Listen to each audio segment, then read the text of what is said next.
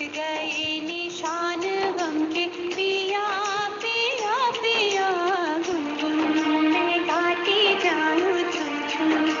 जीवन का उद्देश्य। तब से दोहराऊं पिया पिया पिया। जीवन का उद्देश्य, क्या जीवन का एक उद्देश्य है? कभी न कभी लगभग सभी व्यक्ति सोचते हैं कि जीवन का उद्देश्य क्या है। क्या वह अपने जीने की परिस्थितियों को बेहतर बनाने के लिए कठिन परिश्रम करना, अपने परिवारों का भरण पोषण करना, शायद 70 या 80 साल के बाद मर जाना और फिर हमेशा के लिए अस्त हो जाना? ऐसा महसूस करने वाले एक युवा व्यक्ति ने कहा कि जीवित रहने, बच्चे पैदा करने, खुश रहने और फिर मर जाने के अलावा जीवन में और कोई उद्देश्य नहीं है। लेकिन क्या ये सच है? और क्या मृत्यु सचमुच सभी क्रियाओं का अंत है? जीवन का उद्देश्य में आपका स्वागत है। पूर्वी और पश्चिमी देशों दोनों में अनेक व्यक्ति महसूस करते हैं कि जीने का मुख्य उद्देश्य है भौतिक धन प्राप्त करना। वे विश्वास करते हैं कि इससे सुखी, अर्थपूर्ण जीवन मिल सकता है। लेकिन उन लोगों के बारे में क्या जिनके पास पहले से ही भौतिक धन है? कनाडा के लेखक हैरी ब्रूस ने कहा है कि अमीर लोगों की एक बड़ी संख्या जोर देती है कि वे सुखी नहीं हैं। उसने आगे कहा कि मतदानों से पता चलता है कि उत्तरी अमेरिका एक भयानक निराशावाद से संदूषित है। क्या इस संसार में कोई भी व्यक्ति सुखी है? यदि हाँ, तो इसकी कुंजी क्या है? अमेरिका के भूतपूर्व राष्ट्रपति जिमी कार्टर ने कहा कि हमने पाया है कि वस्तुओं का मालिक होना और वस्तुओं का उपभोग करना अर्थ के लिए हमारी लालसा को संतुष्ट नहीं करता। भौतिक वस्तुओं का ढेर लगाना उन लोगों के जीवन के खालीपन को नहीं भर सकता है जिनके जीवन में कोई विश्वास और उद्देश्य ही नहीं है। और एक अन्य राजनीतिक नेता ने कहा कि मैं अब कई सालों से अपने और अपने जीवन के बारे में सच्चाइयों की गहन खोज में लगा हुआ हूँ। मेरे परिचित अनेक अन्य लोग भी ऐसा ही कर रहे हैं। पहले से कहीं ज्यादा लोग आज पूछ रहे हैं, हम कौन हैं, हमारा उद्देश्य क्या है। अक्सर जीवन के उद्देश्य के बारे में क्या पूछा जाता है और एक व्यक्ति ने इस पर किस प्रकार टिप्पणी की।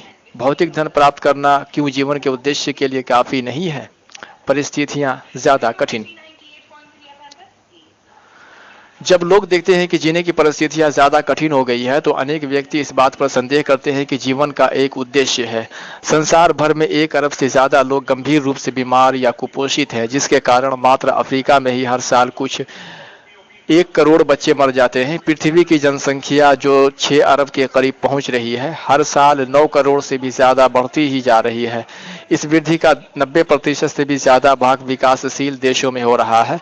यह निरंतर बढ़ती हुई जनसंख्या भोजन, घर और उद्योग की जरूरत को बढ़ाती है, जो कि औद्योगिक और अन्य प्रदूषित करने वाली वस्तुओं के द्वारा भूमि, जल और वायु को अतिरिक्त क्षति पहुंचाती है।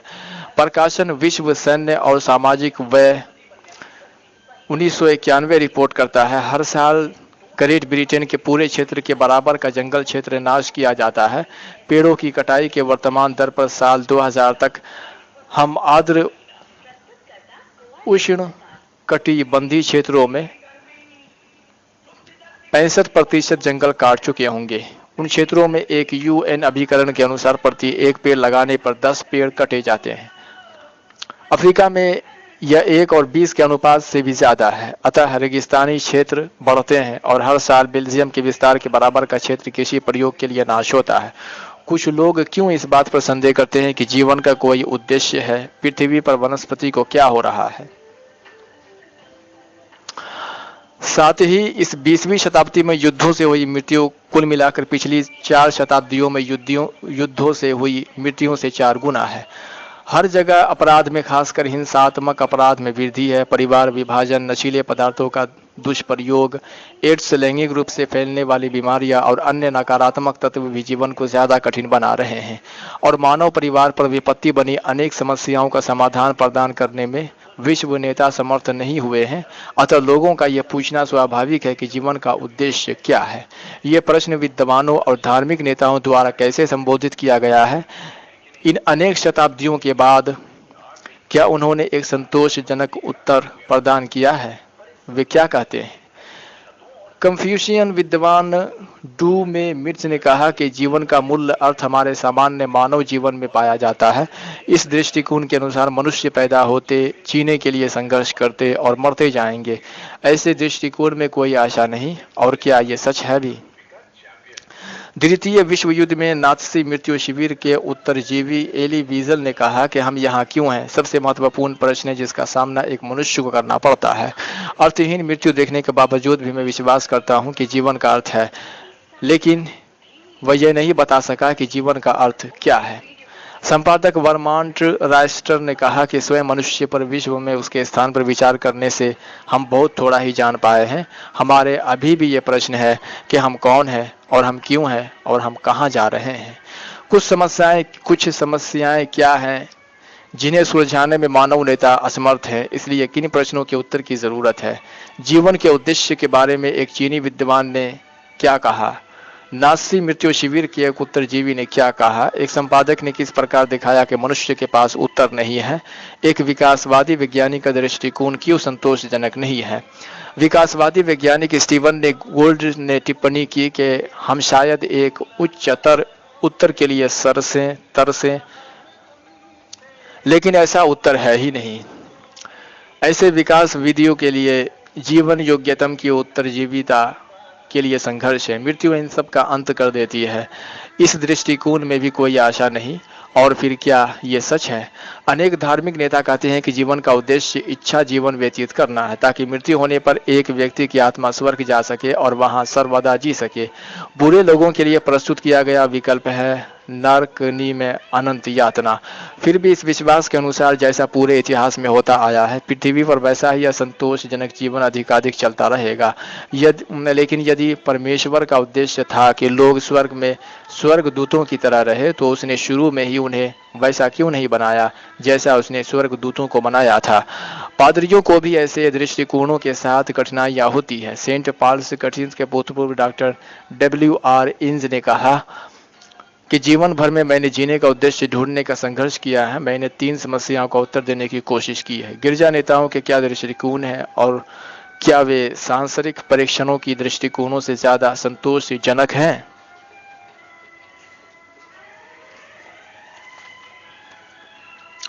जीवन के उद्देश्य के प्रश्न पर विद्वानों और धार्मिक नेताओं ने के इतना ज्यादा विभिन्न विचारों का परिणाम क्या है।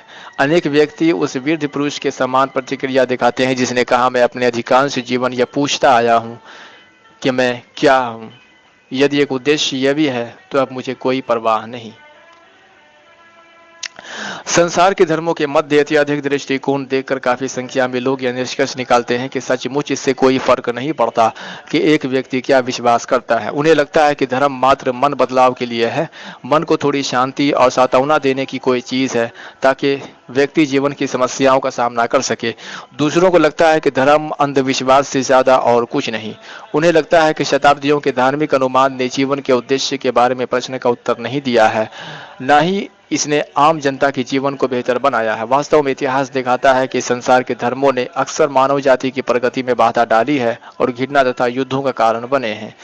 फिर भी क्या जीवन के उद्देश्य के बारे में सत्य ढूंढना महत्वपूर्ण है भी? मानसिक स्वास्थ्य पेशेवर विक्टर फ्रोडले ने उत्तर दिया कि अपने जीवन में एक अर्थ ढूंढने का प्रयत्न करता मनुष्य में मुख्य अभिप्रेरक बल है।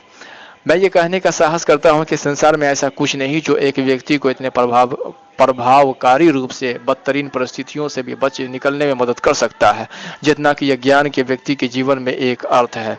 क्योंकि मानव तत्व ज्ञान और धर्मों ने संतोषजनक रूप से नहीं समझाया कि जीवन का उद्देश्य क्या है, यह ढूंढने के लिए कि यह क्या है, हम कहाँ जा सकते हैं, क्या श्रेष्ठ बुद्धि का एक स्रोत है जो हमें इस विषय के बारे में सत्य बता सके। अनेक लोगों पर विरोधात्मक दृष्टिकोणों का क्या प्रभाव पड़ता है, जीवन का उद्देश्य ढूंढना कितना महत्वपूर्ण हो सकता है। अब हमें किन प्रश्नों को पूछने की जरूरत है? कौन हमें बता सकता है? कौन हमें बता सकता है कि वास्तव में जीवन का उद्देश्य क्या है? खैर, यदि आप एक मशीन अभिकल्प से मिलते और उसे एक ऐसी जटिल मशीनरी पर काम करते देखते जिसे आप नहीं पहचानते, तो आप कैसे पता लगाते कि वह किस काम के लिए थी? आपके लिए सर्वोत्तम तरीका होगा अभिकल्प से पूछना। तो फिर हमारे चारों ओर पृथ्वी पर दिखने वाली उस भव्य अभिकल्पना के बारे में क्या, जो सभी जीवित वस्तुओं में सबसे छोटी जीवित कोशिका में भी दिखाई देती है। यहाँ तक कि कोशिका के अंदर अति छोटे अणु और परमाणु भी अद्भुत रीति से अभिकल्पित और सुव्यवस्थित है। साथ ही आश्चर्यजनक रीति से अभिकल्पित मानव मन के बारे में क्या, और हमारे और मंडल और हमारी आकाश गंगा और विश्व मंडल के बारे में क्या। क्या इन सब विस्मयकारी अभिकल्पनाओं के लिए एक अभिकल्प की जरूरत नहीं थी? निश्चय ही वह हमें बता सकता है कि उसने ऐसी वस्तुओं की अभिकल्पना क्यों की। क्या जीवन का आरंभ संयोग से हुआ? द इंसाइक्लोपीडिया अमेरिका ने जीवित प्राणियों में जटिलता और व्यवस्था की असाधारण हद को देखकर कहा, फूलों, कीड़ों या स्तनधारियों की निकट जांच अंगों की लगभग अविश्वसनीय रूप से एक सुनिश्चित व्यवस्था दिखती है। जीवित प्राणियों के रासायनिक संगठन का उल्लेख करते हुए ब्रिटिश खगोलज्ञ सर बर्नार्ड लवल ने लिखा है कि संयोग से हुई एक घटना के कारण एक सबसे छोटे प्रोटीन अणु के बनने की संभावना अकल्पनीय रूप से कम है, यह असल में शून्य ही है। इसी समान खगोलज्ञ फ्रेड होयल ने कहा कि रूढ़िग्रस्त जीवन विज्ञान का पूरा ढांचा अभी भी मानता है कि जीवन संयोग से उत्पन्न हुआ, लेकिन जैसे जैसे जीव रसायनज्ञ जीवन की जटिलता के बारे में और ज्यादा पता लगा रहे हैं, यह स्पष्ट है कि संयोग से जीवन के आरंभ होने की संभावनाएं इतनी कम है कि उन्हें पूरी तरह से स्वीकार किया जा सकता है। जीवन संयोग से उत्पन्न नहीं हो सकता था। आणविक जीवन विज्ञान, जो कि विज्ञान का हाल ही का एक कार्यक्षेत्र है, जीन, अणु और परमाणु के स्तर पर जीवित वस्तुओं का अध्ययन है। जो पता लगा है उस पर आणविक जीव विज्ञानी माइकल डंटन टिप्पणी करता है कि सबसे सरल किस्म की ज्ञात कोशिका की जटिलता इतनी विशाल है कि यह स्वीकार करना असंभव है कि ऐसी वस्तु किसी प्रकार की विचित्र बहुत ही असंभाव्य घटना द्वारा अचानक ही बन गई है। लेकिन जीवित तंत्रों की मात्र जटिलता ही नहीं, बल्कि उनकी अभिकल्पना को अक्सर प्रदर्शित होने वाली अविश्वसनीय पटुता भी अत्यधिक चुनौती देने वाली होती है। आणविक स्तर पर ही जैविक अभिकल्पना की विशिष्टता और प्राप्त लक्ष्यों की परिपूर्णता सबसे अधिक स्पष्ट है। डंटन आगे कहता है कि हम जहाँ कहीं देखें, कितनी भी गहराई में देखें, एकदम श्रेष्ठ दर्जे का लालित्य और पटुता पाते हैं, जो संयोग के विचार को बिल्कुल कमजोर बना देता है। क्या यह वास्तव में विश्वसनीय है कि संयोगिक प्रक्रियाओं में एक वास्तविकता बनाई हो, जिसके सबसे छोटे तत्व एक क्रियात्मक प्रोटीन या जीन की जटिलता स्वयं हमारी सृजनात्मक क्षमताओं से परे है? एक ऐसी वास्तविकता जो संयोग का ठीक विपरीत है और जो मनुष्य की बुद्धि द्वारा उत्पादित किसी भी वस्तु से हर अर्थ में श्रेष्ठ है। वह यह भी कहता है कि एक जीवित कोशिका और अति व्यवस्थित अजैविक तंत्र जैसे एक स्फटिक या एक हिमलव, इसके बीच इतना विशाल और निश्चित अंतर है जितना की कल्पना की जा सकती है। और भौतिकी का एक प्रोफेसर चेट रेमो कहता है, मैं अति प्रभावित हूँ। हर अणु अपने कार्य के लिए चमत्कारिक रूप से निर्मित प्रतीत होता है। आणविक जीव विज्ञानी डंटन निष्कर्ष निकालता है कि जो अभी भी हठधर्मी से इस बात का समर्थन करते हैं कि यह सारी नई वास्तविकता मात्र संयोग का परिणाम है, कल्प कथा में विश्वास कर रहे हैं। असल में संयोग द्वारा जीवित वस्तुओं के उत्पन्न होने के संबंध में डार्विनवादी विश्वास को वह 20वीं शताब्दी की महान विश्वोत्पत्ति कल्प कथा कहता है। अभिकल्प के लिए अभिकल्प की जरूरत होती है। संयोग द्वारा अर्थात किसी आकस्मिक घटना द्वारा निर्जीव वस्तु के जीवित हो जाने की संभावना इतनी अल्प है कि मानो असंभव है। नहीं, पृथ्वी पर सभी श्रेष्ठ नीति से अभिकल्पित वस्तुएं संयोग से नहीं आ सकती थी, क्योंकि हर अभिकल्पित वस्तुओं का अभिकल्प होना जरूरी है। क्या आप किसी अपवाद के बारे में जानते हैं? कोई है ही नहीं। और जितना ज्यादा जटिल अभिकल्प होगा उतना ही ज्यादा योग्य अभिकल्पक होना होगा। हम विषय को इस प्रकार भी समझा सकते हैं। जब हम एक चित्र देखते हैं, हम उसे एक चित्रकार के अस्तित्व के प्रमाण के रूप में स्वीकार करते हैं। जब हम एक पुस्तक पढ़ते हैं, हम एक लेखक के अस्तित्व को स्वीकार करते हैं। जब हम एक घर देखते हैं, हम एक निर्माता के अस्तित्व को स्वीकार करते हैं। जब हम एक यातायात बत्ती देखते हैं, हम जानते हैं कि एक विधायी निकाय अस्तित्व में है। उन सब वस्तुओं की बनाने वालों ने उन्हें एक उद्देश्य के साथ बनाया था, और जबकि हम शायद उन वस्तुओं के बनाने वालों के बारे में सब कुछ न समझे, हम इस बात पर संदेह नहीं करते कि वे लोग अस्तित्व में हैं या नहीं।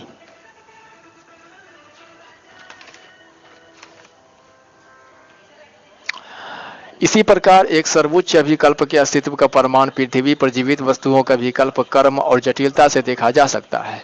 वे सभी दिखाते हैं कि एक सर्वोच्च बुद्धि है। यह विश्व मंडल के अभिकल्प, कर्म और जटिलता के विषय में भी सच है, जिसमें अरबों गैलेक्सिया और हर गैलेक्सी में अरबों तारे हैं और सारे आकाशीय पिंड सुनिश्चित नियमों द्वारा नियंत्रित हैं, जैसे गति, ऊष्मा, प्रकाश, ध्वनि, विद्युत, चुंबकत्व और गुरुत्व के लिए नियम। क्या एक विधिकर्ता के बिना विधियां हो सकती है? रॉकेट वैज्ञानिक डॉक्टर बर्नर्ड फॉन ब्राउन ने कहा कि विश्वमंडल के प्राकृतिक नियम इतने सुनिश्चित हैं कि हमें चंद्रमा तक उड़ने के लिए अंतरिक्ष यान बनाने में कोई कठिनाई नहीं होती और उड़ान को 1 सेकंड के अंश तक की यथार्थता के साथ नियंत्रित कर सकते हैं। इन नियमों को किसी व्यक्ति ने जरूर निर्धारित किया होगा। यह सच है कि हम सर्वोच्च अभिकल्पक और विधि निर्माता को अपनी शारीरिक आंखों से नहीं देख सकते, लेकिन क्या हम गुरुत्व, चुंबकत्व, विद्युत या रेडियो तरंगों जैसी वस्तुओं के अस्तित्व से इनकार करते हैं मात्र इसलिए कि हम उन्हें देख नहीं सकते? नहीं, हम इनकार नहीं करते क्योंकि हम उनके प्रभाव देख सकते हैं। तब हमें एक सर्वोच्च अभिकल्पक और विधि निर्माता के अस्तित्व से क्यों इनकार करना चाहिए? मात्र इसलिए कि हम उसे देख नहीं सकते, जबकि हम उसकी आश्चर्यजनक हस्तकृति के परिणाम देख सकते हैं।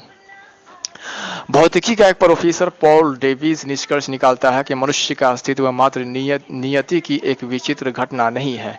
वह कहता है कि हम सचमुच यही रहने के लिए बने हैं और विश्वमंडल के संबंध में वह कहता है कि अपने वैज्ञानिक कार्य के द्वारा मुझे इस बात पर और ज्यादा पक्का विश्वास हो गया है कि भौतिक विश्वमंडल इतनी विस्मयकारी पटुता से बनाया गया है कि मैं इसे मात्र एक तर्कहीन तथ्य के रूप में स्वीकार नहीं कर सकता। मुझे प्रतीत होता है कि एक ज्यादा गहरे स्तर का स्पष्टीकरण जरूरी होगा। अतः प्रमाण हमें बताता है कि विश्वमंडल, पृथ्वी और पृथ्वी पर जीवित वस्तुएं मात्र संयोग से नहीं आ सकती थी। यह सब एक अत्यधिक बुद्धिमान, शक्तिशाली सृष्टिकर्ता का मुख्य प्रमाण देती है। बाइबल क्या कहती है, आइए जानते हैं। जीवन का उद्देश्य सुन रहे हैं आप। बाइबल क्या कहती है?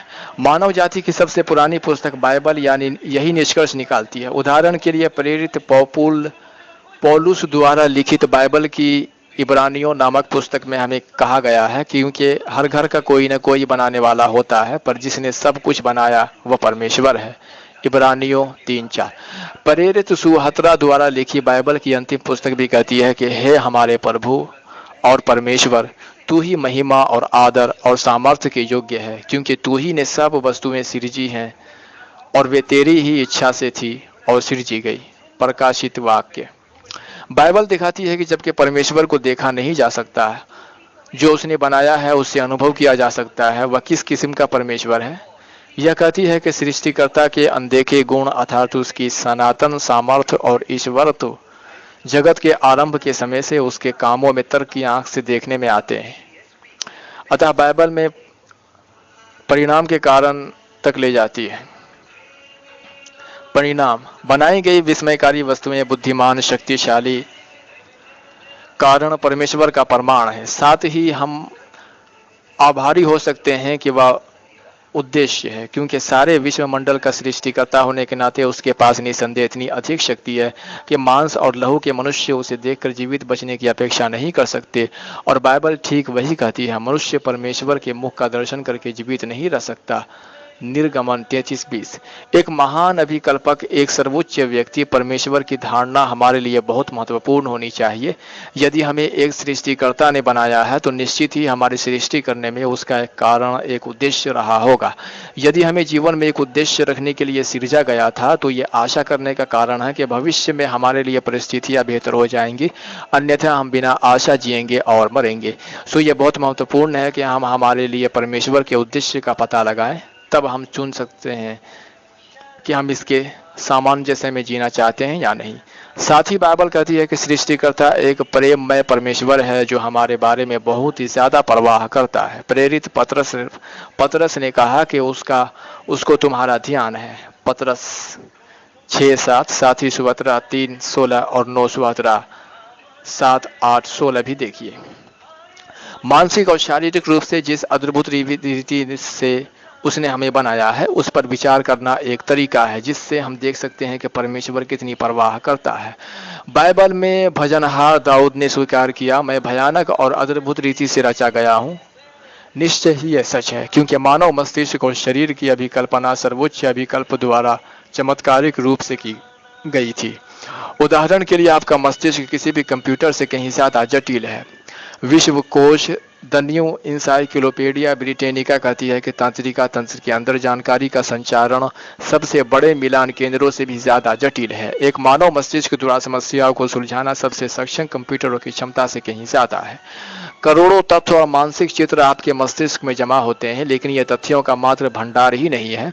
मस्तिष्क के कारण आप सीटी बजाना, रोटी पकाना, विदेशी भाषा बोलना, एक कंप्यूटर प्रयोग करना या एक हवाई जहाज उड़ाना सीख सकते हैं।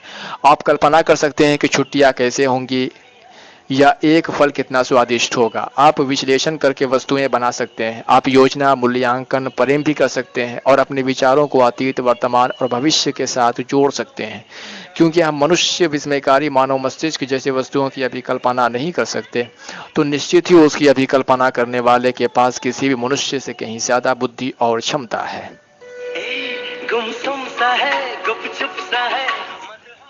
जीवन का उद्देश्य को शुरू किए हुए 20 मिनट हो चुके हैं। करोड़ों तथ्य और मानसिक चित्र आपके मस्तिष्क में जमा होते हैं, लेकिन यह तथ्यों का मात्र भंडार ही नहीं है।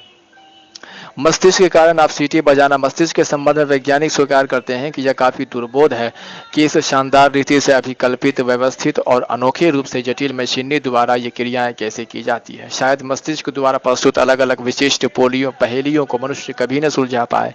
साइंटिफिक अमेरिकन और भौतिकी का प्रोफेसर रेमो कहता है कि सच कहा जाए तो हम अभी तक इस बारे में ज्यादा नहीं जानते कि मानव मस्तिष्क जानकारी कैसे जमा करता है और कैसे यह इच्छानुसार यादें वापस लाने में समर्थ है।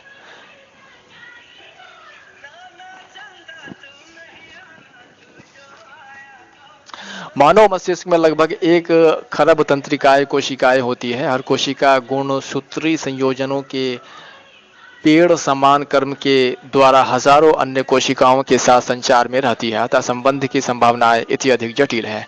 आपकी आंखें किसी भी कैमरे से ज्यादा यथार्थ अनुकूलनशील है। असल में वे पूरी तरह स्वचालित, स्वयं फोकस करने वाले रंगीन चलचित्र कैमरे हैं। आपके कान विविध प्रकार की ध्वनियों का पता लगा सकते हैं और आपको दिशा और संतुलन का बोध करा सकते हैं। आपका हृदय एक ऐसी क्षमताओं वाला पंप है जिसे सर्वोत्तम इंजीनियर भी दोहराने में समर्थ नहीं हुए हैं। शरीर के अन्य भाग भी शानदार है। इनमें से कुछ हैं आपकी नाक, जीभ और हाथ, साथ ही आपके रक्त वाह और पाचक तंत्र। अतः एक बड़े कंप्यूटर की अभिकल्पना करने और बनाने के लिए नौकरी पर लगाए गए एक इंजीनियर ने तर्क किया, यदि मेरे कंप्यूटर को एक अभिकल्प की जरूरत थी तो उस जटिल भौतिक, रासायनिक, जैविक मशीन अर्थात मेरे मानव शरीर को एक अभिकल्पक की कितनी ज्यादा जरूरत थी, जो क्रमशः लगभग असीम विश्वमंडल का केवल एक इत्यादि छोटा भाग है। जिस प्रकार लोगों के मन में एक उद्देश्य होता है जब वे हवाई जहाज, कंप्यूटर, साइकिल और अन्य यंत्र बनाते हैं, उसी प्रकार हम ही अभिकल्पना करने में मनुष्यों के मस्तिष्क और शरीर के अभिकल्पक का भी एक उद्देश्य जरूर रहा होगा, और इस अभिकल्पक के पास मनुष्यों से उत्तम बुद्धि जरूर होगी, क्योंकि हम में से कोई भी उसकी अभिकल्पना को नहीं दोहरा सकता। तब ये तर्क संगत है कि वही हमें बता सकता है कि उसने हमारी अभिकल्पना क्यों की, उसने हमें पृथ्वी पर क्यों रखा और हम कहाँ जा रहे हैं। जब हम इन सब बातों को सीखते हैं तब तो अद्भुत मस्तिष्क और शरीर परमेश्वर ने हमें दिया है, उनका प्रयोग हमारे जीवन के उद्देश्य को पूरा करने के लिए किया जा सकता है, लेकिन हम उसके उद्देश्यों के बारे में कहाँ सीख सकते हैं, यह जानकारी वह हमें कहाँ देता है। क्या बाइबल उस श्रेष्ठ बुद्धि का अभिलेख है? क्या यह जीवन के उद्देश्य से संबंधित महत्वपूर्ण प्रश्नों के सही उत्तर दे सकती है? निश्चय ही बाइबल हमारी जांच के योग्य है। यह कारण यह है कि किसी भी अन्य पुस्तक से बहुत भिन्न, अब तक संकलित सबसे असाधारण पुस्तक है। निम्नलिखित तथ्यों पर विचार कीजिए। सबसे पुरानी, सबसे व्यापक रूप से वितरित पुस्तक। बाइबल सबसे पुरानी लिखी गई पुस्तक है। इसके कुछ भाग करीब 3500 साल पहले लिखे गए थे। पवित्र मानी जाने वाली किसी भी अन्य पुस्तक से यह अनेक शताब्दियों तक पुरानी है। इसमें सम्मिलित 66 पुस्तकों की पहली पुस्तक बुद्ध और कन्फ्यूशियन से लगभग 1000 साल पहले और मोहम्मद से कुछ 2000 साल पहले लिखी गई थी। बाइबल में अभिलिखित इतिहास मानव परिवार की शुरुआत तक जाता है और व्याख्या करता है कि हम यहाँ पृथ्वी पर कैसे आए। हमें पृथ्वी की रचना के बारे में तथ्य बताते हुए यह हमें मनुष्य की दृष्टि सृष्टि के समय से भी पहले के समय तक ले जाता है। अन्य धार्मिक पुस्तकों की और गैर धार्मिक पुस्तकों की भी पुरानी हस्तलिपियों की केवल कुछ ही प्रतियां विद्यमान हैं। बाइबल की या इसके भागों के करीब 11,000 हस्तलिखित प्रतियां इब्रानी और यूनानी भाषा में विद्यमान है, जिनमें से कुछ प्रतियां मौलिक लिखाई के कुछ ही समय बाद की है, जबकि बाइबल के विरुद्ध कल्पना किए जा सकने वाले सबसे संकेंद्रित घातक आक्रमणों की कोशिशें हुई है, ये बची हुई है। बाइबल द्वारा प्रस्तुत की गई खाली अंतरिक्ष से घिरी हुई पृथ्वी की तस्वीर विद्वानों द्वारा बाइबल के समय की उल्लेखनीय दृष्टि मानी जाती है। साथ ही इतिहास में बाइबल अन्य पुस्तकों से कहीं ज्यादा व्यापक रूप से विपरीत होने वाली पुस्तक है। करीब 3 अरब बाइबल प्रतियां या इसके भाग कुछ 2000 भाषाओं में वितरित किए जा चुके हैं। कहा जाता है कि 98% मानव परिवार को अपनी ही भाषा में बाइबल की पहुंच है। किसी अन्य पुस्तक का वितरण इतना ज्यादा नहीं है। इसके अतिरिक्त कोई अन्य प्राचीन पुस्तक यथार्थ में बाइबल के तुल्य नहीं है। वैज्ञानिक, इतिहासकार, पुरातत्वज्ञ, भूगोलज्ञ, भाषा विशेषज्ञ और अन्य लोग निरंतर बाइबल वृत्तांतों को प्रमाणित करते हैं। उदाहरण के लिए, जबकि बाइबल एक विज्ञान पाठ्य पुस्तक के रूप में नहीं लिखी गई थी, वैज्ञानिक विषयों के बारे में इसमें जो कुछ लिखा है वह यथार्थ विज्ञान के सामंजस्य में है। लेकिन पवित्र माने जाने वाली अन्य प्राचीन पुस्तकों में वैज्ञानिक पुराण कथाएं यथार्थता और सरासर झूठ है। बाइबल के वैज्ञानिक यथार्थ के अनेक उदाहरणों में से एकमात्र उदाहरण पर ध्यान दीजिए। पृथ्वी अंतरिक्ष में कैसे टिकी हुई है।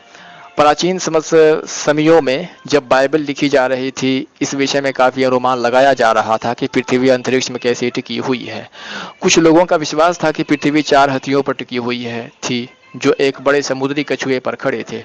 सामान्य युग के पूर्व 4वीं शताब्दी के एक यूनानी तत्वज्ञ और वैज्ञानिक एरिस्टोटल ने सिखाया कि पृथ्वी खाली अंतरिक्ष में कभी नहीं टिकी रह सकती। इसके बजाय उसने सिखाया कि खगोलीय पिंड ठोस पारदर्शी गोलों की सतह पर टिके हुए थे और हर गोला दूसरे गोले के अंदर टिका हुआ था। कल्पना के अनुसार पृथ्वी अंतरतम गोले पर टिकी हुई थी और बाह्यमन गोले पर तारे टिके हुए थे। फिर भी बाइबल की लिखाई के समय विद्यमान कल्पनाशील अवैज्ञानिक विचारों को प्रतिबंधित करने के लिए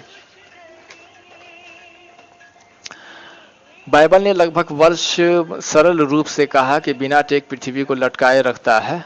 मौलिक इब्रानी भाषा में यहाँ बिना टेक के लिए प्रयुक्त शब्द का अर्थ है कोई वस्तु नहीं, और यह शब्द बाइबल में केवल एक ही बार इसी जगह पर आता है। बाइबल द्वारा प्रस्तुत की गई खाली अंतरिक्ष से घिरी हुई पृथ्वी की यह तस्वीर विद्वानों द्वारा बाइबल के समय की उल्लेखनीय दृष्टि मानी जाती है। Theological word book of the old testament कहती है कि अय्यूब साधारण नीति से तब ये परीक्षित संसार को अंतरिक्ष में लटका हुआ चित्रित करता है और इस प्रकार भावी वैज्ञानिक खोज का पूर्वानुमान लगाता है। बाइबल का यथार्थ कथन एरिस्टोटल से 1100 से अधिक साल पूर्व दिनांकित था।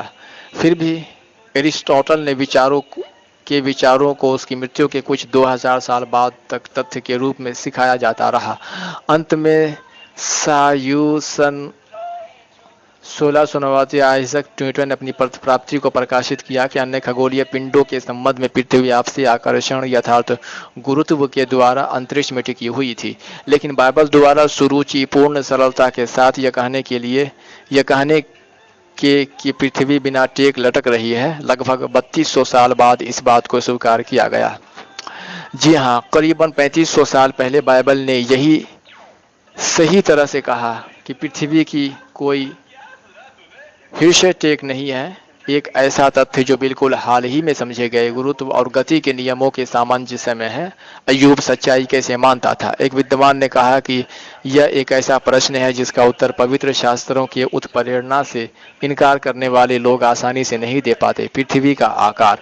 पृथ्वी के विषय में मनुष्य का प्रारंभिक चित्र ये था कि वे विश्वमंडल के बीच में एक सपाट स्थिर मंच था। गोलाकार पृथ्वी की धारणा पुनर्जागरण रेनिया ऐसे से पहले व्यापक रूप से स्वीकार नहीं की गई। कुछ एक आरंभिक नाविकों को ये डर भी था कि कहीं वे सपाट पृथ्वी के किनारे से गिर न जाएं, लेकिन फिर कपास और अन्य प्रगति के प्रवेश से लंबी समुद्र यात्राएं संभव हुई। एक और विश्वकोश समझाता है इन खोज यात्राओं से दिखाया कि पृथ्वी गोल है न कि सपाट, जैसे अधिकांश लोगों ने विश्वास किया था। फिर भी ऐसी यात्राओं से कहीं पहले, करीब 2700 साल पहले, बाइबल ने कहा कि यह वह है जो पृथ्वी के घेरे के ऊपर आकाश मंडल पर विराजमान है। यह घेरा अनुवादित इब्रानी शब्द का अर्थ गोल भी हो सकता है, जैसे विभिन्न संदर्भ कार्य बताते हैं। इसलिए अन्य बाइबल अनुवाद कहते हैं कि पृथ्वी का गोला और गोल पृथ्वी मौफट। अतः पृथ्वी के टेक और उसके आकार के संबंध में उस समय प्रचलित अवैज्ञानिक दृष्टिकोणों से बाइबल प्रभावित नहीं थी। कारण सरल है, बाइबल का रचयिता ही विश्व मंडल का रचयिता है। उसने पृथ्वी की सृष्टि की, सो उसे पता होना चाहिए कि वह किस पर लटक रही है और उसका आकार क्या है। इसलिए जब उसने बाइबल को उत्प्रेरित किया, उसने यह निश्चित किया कि कोई भी अवैज्ञानिक दृष्टिकोण इसमें समाविष्ट न किए जाए, चाहे उन पर उस समय के लोगों का कितना ही विश्वास क्यों न हो। जीवित वस्तुओं का संगठन। उत्पत्ति 2:7 कहता है, यहोवा परमेश्वर ने मनुष्य फुटनोत को भूमि की मिट्टी से रचा। द वर्ल्ड बुक इंसाइक्लोपीडिया कहती है कि वे सभी रासायनिक तत्व जिनसे जीवित वस्तुएं बनती है निर्जीव पदार्थों में भी पाए जाते हैं। इसलिए वे सभी मूल रसायन जिनसे जीवित प्राणी बनते हैं, जिसमें मनुष्य भी सम्मिलित है, स्वयं पृथ्वी में भी पाए जाते हैं। यह बाइबल के कथन के सामंजस्य में है, जो उस पदार्थ की पहचान कराता है जिसे परमेश्वर ने मनुष्य और सभी अन्य जीवित वस्तुओं की सृष्टि करने में प्रयोग किया। एक एक की जाति के अनुसार बाइबल कहती है कि परमेश्वर ने पहले मानव जोड़े की सृष्टि की और सभी अन्य मनुष्य उनसे आए हैं। उत्पत्ति ये कहती है कि अन्य जीवित वस्तुएं जैसे कि मछली, पक्षी, स्तनधारी भी उसी प्रकार एक एक की जाति के अनुसार आए हैं। वैज्ञानिकों ने प्राकृतिक सृष्टि में ठीक यही पाया है कि हर जीवित वस्तु समान जाति के जनक से आती है, कोई अपवाद नहीं है। इस संबंध में वैदिक विज्ञानी रेमो कहते हैं कि जीव से जीव बनता है, यह हर कोशिका में हमेशा होता रहता है, लेकिन अजीव ने जीव कैसे बनाया, यह जीव विज्ञान में एक सबसे बड़ा अनुत्तरित प्रश्न है और अब तक जीव विज्ञानी सिर्फ ख्याली अंदाजा ही लगा सकते हैं। किसी तरह निर्जीव पदार्थ ने अपने आप को सजीव तरीके से व्यवस्थित कर लिया। फिर भी हो सकता है कि उत्पत्ति के रचयिता ने इसे सही तरीके से अभिव्यक्त किया हो। ऐतिहासिक यथार्थता। जीवन का उद्देश्य में 32 मिनट हो चुके हैं, थोड़ा सा ब्रेक भी ले लेते हैं। शर्ट, फोन और घर की गारंटी तो हम नहीं दे सकते, पर हाँ, अगर आपने शेवरोले स्पार्क की टेस्ट ड्राइव करी तो आपको शेवरोले स्पार्क जीतने का मौका जरूर मिल सकता है। साथ ही हर टेस्ट ड्राइव पर अश्योर्ड गिफ्ट। तो अब सोच क्या रहे हैं, जल्द ही अपने नजदीकी शेवरोले शोरूम जाइए। जी हाँ, चिकल सी है ठंडा रिफ्रेशिंग गम, क्योंकि इसमें है 3 टोटल फ्लेवर्स, मस्ताना मिंट। जीवन के उद्देश्य में ब्रेक के बाद हम फिर से हाजिर खिदमत है। ऐतिहासिक यथार्थता। विद्यमान किसी भी पुस्तक की तुलना में बाइबल में सबसे यथार्थ प्राचीन इतिहास है। पुस्तक एक वकील बाइबल की जांच करता है। इसकी ऐतिहासिक यथार्थता को इस प्रकार विशिष्ट करती है, जबकि कल्प कथाओं, पौराणिक कथाओं और झूठे प्रमाणों में वर्णित घटनाओं को ध्यानपूर्वक किसी दूर स्थान और किसी अनिश्चित समय में रखा जाता है, और इस प्रकार ये अच्छे तर्क के लिए हम वकीलों द्वारा सीखे गए पहले नियमों का उल्लंघन करती है कि विवरण में समय और स्थान दिया जाना चाहिए। बाइबल वृत्तांत संबंधी बातों की तारीख और स्थान भरसक यथार्थता से देते हैं।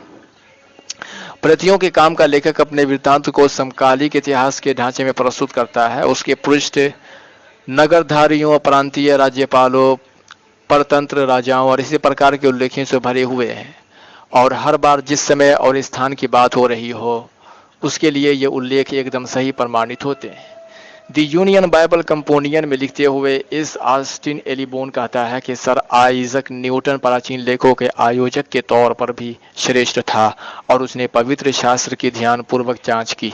इस विषय पर उसका निर्णय क्या है? वह कहता है किसी भी लौकिक इतिहास से ज्यादा में नए नियम में प्रामाणिकता की अधिक ठोस प्रमाण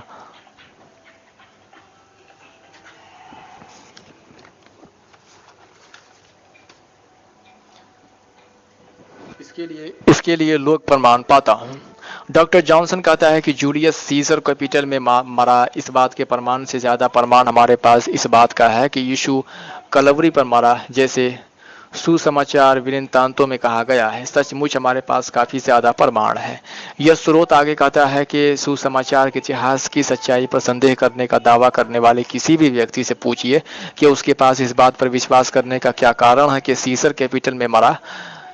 यह कि सम्राट शार्लमेन को पोप लियो तीसरा द्वारा वर्ष 800 में पश्चिम का सम्राट अभिषिक्त किया गया। आप कैसे जानते हैं कि इंग्लैंड का चार्ल्स एक जैसा व्यक्ति भी कभी जीवित था और उसका सिर काटा गया और कि उसके स्थान में ओलिवर क्रामवेल शासक बना। सर आइजक न्यूटन को गुरुत्वाकर्षण के नियम के आविष्कार का श्रेय दिया जाता है। इन मनुष्यों के विषय में किए गए इन सभी दावों पर हम विश्वास करते हैं और इसलिए इसकी सच्चाई के बारे में हमारे पास ऐतिहासिक प्रमाण है। यदि ऐसे प्रमाण दिखाने पर भी कोई व्यक्ति इन पर विश्वास न करे तो हम उन्हें मूर्ख रूप से दुष्ट या आशाहीन रूप से अज्ञानी व्यक्ति कहकर त्याग देते हैं। फिर यह स्रोत निष्कर्ष निकालता है उन व्यक्तियों के बारे में फिर हम क्या कहें जो हम पवित्र शास्त्र की प्रामाणिकता के भरपूर प्रमाण प्रस्तुत किए जाने के बावजूद भी दावा करते हैं कि वे कायल नहीं हुए हैं। निश्चय ही हमारे पास ये निष्कर्ष निकालने का कारण है कि सिर के बदले हृदय में दोष है कि वे उस बात का विश्वास नहीं करना चाहते हैं जो उनके घमंड को तोड़ती है और जो उन्हें भिन्न जीवन जीने के लिए मजबूर करेगी। आंतरिक तालमेल और स्पष्टवादिता। कल्पना कीजिए कि एक पुस्तक का लेखक रोमी साम्राज्य के समय में शुरू हुआ, मध्य युग के दौरान जारी रहा और इस 20वीं शताब्दी में समाप्त हुआ, जिसमें अनेक भिन्न लेखकों ने योगदान दिया। आप कैसे परिणाम की अपेक्षा करेंगे यदि लेखक अपने पेशे में इतने भिन्न होते जितने कि सैनिक, राजा, याजक, मछुए, चरवाहे और डॉक्टर? क्या आप अपेक्षा करेंगे कि पुस्तक सुसंगत और संसक्त होगी? शायद आप कहें मुश्किल है।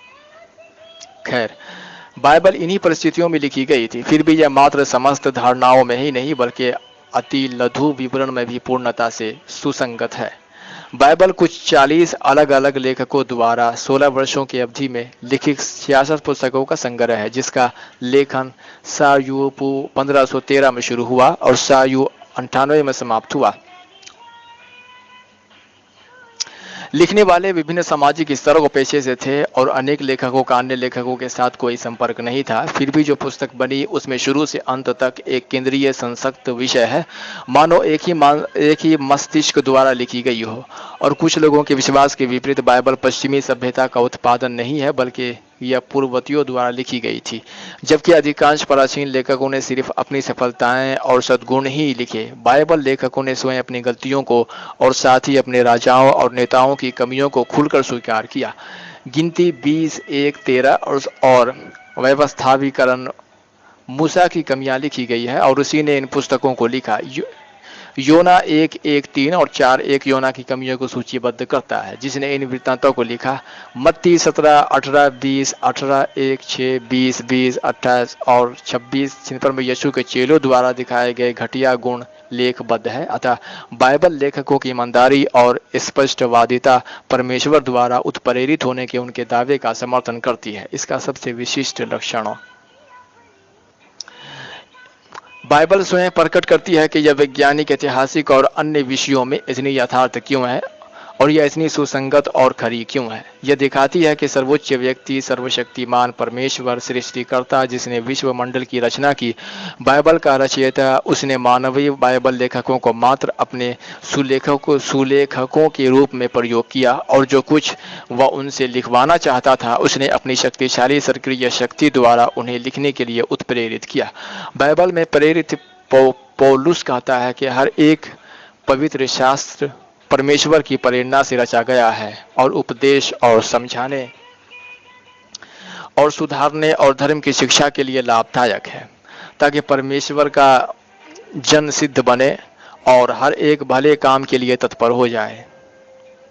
और प्रेरित पौलुस ने यह भी कहा कि जब हमारे द्वारा परमेश्वर के सुसमाचार का वचन तुम्हारे पास पहुंचा तो तुमने उसे मनुष्य का नहीं परंतु परमेश्वर का वचन समझकर और सचमुच ऐसा ही है ग्रहण किया। अतः बाइबल एक रचयिता परमेश्वर के मस्तिष्क से आई है और उसकी विस्मयकारी शक्ति के साथ उसके लिए यह निश्चित करना एक सरल कार्य था कि जो लिखा गया था उसकी अखंडता हमारे दिनों तक बनी रहे। इसके बारे में बाइबल हस्तलिपियों के एक उच्च अधिकारी सर फ्रेडरिक केनियन ने 1940 में कहा, इस विषय में किसी प्रकार के संदेह की अंतिम नींव के शास्त्र तात्विक रूप से हमारे पास वैसे ही पहुंचे हैं जैसे कि वे लिखे गए थे, अब ढह चुकी है। मनुष्य के पास हजारों किलोमीटर दूर अंतरिक्ष से यहाँ तक कि चंद्रमा से भी पृथ्वी पर रेडियो और टेलीविजन संकेत भेजने की योग्यता है। अंतरिक्ष अन्वेषणों ने करोड़ों किलोमीटर दूर ग्रहों से वापस पृथ्वी पर भौतिक जानकारी और तस्वीरें भेजी है। निश्चित ही मनुष्य का सृष्टिकर्ता, रेडियो तरंगों का सृष्टिकर्ता कम से कम उतना तो कर ही सकता था। सचमुच उसके लिए उन व्यक्तियों के मन में शब्दों और तस्वीरों को संचारित करने के लिए अपनी सर्वशक्ति का प्रयोग करना एक सरल कार्य था जिसने उसने बाइबल लिखने के लिए चुना था। इसके अलावा पृथ्वी और इस पर जीवन के बारे में अनेक बातें हैं जो मनुष्य जाति में परमेश्वर की रुचि का प्रमाण देती है। इसलिए यह स्वाभाविक है कि वह इन बातों को स्पष्ट रूप से एक पुस्तक, एक स्थायी दस्तावेज में अभिव्यक्त करने के द्वारा मनुष्य को यह जानने में मदद करना चाहेगा कि वह कौन है और उनके लिए उसका क्या उद्देश्य है। मनुष्य द्वारा केवल मौखिक रूप से जानकारी को आगे बढ़ाने की तुलना में परमेश्वर द्वारा रचित पुस्तक की श्रेष्ठता पर भी विचार कीजिए।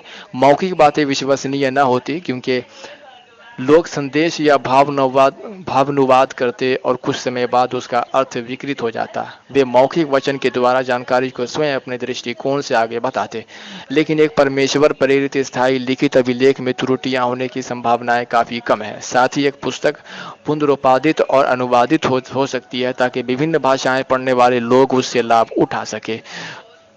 तो क्या यह तर्क संगत नहीं कि हमारे सृष्टिकर्ता ने जानकारी प्रदान करने के लिए एक ऐसे तरीके का प्रयोग किया? सचमुच ये तर्क संगत से भी ज्यादा है क्योंकि सृष्टिकर्ता कहता है कि उसने यही किया। पूरित भविष्यवाणी। इसके अतिरिक्त एक आदित्य रूप से उत्कृष्ट तरीके से बाइबल विश्वसनीय उत्प्रेरण का चिन्ह दिखाती है। यह भविष्यवाणियों की ऐसी पुस्तक है जिनकी अचूक पूर्ति हुई है और अभी भी हो रही है। उदाहरण के लिए प्राचीन शोर का विनाश, बाबुल का पतन, यरूशलेम और पुनर्निर्माण और मादियों और फारसियों और यूनान के राजाओं का उत्पात पतन बाइबल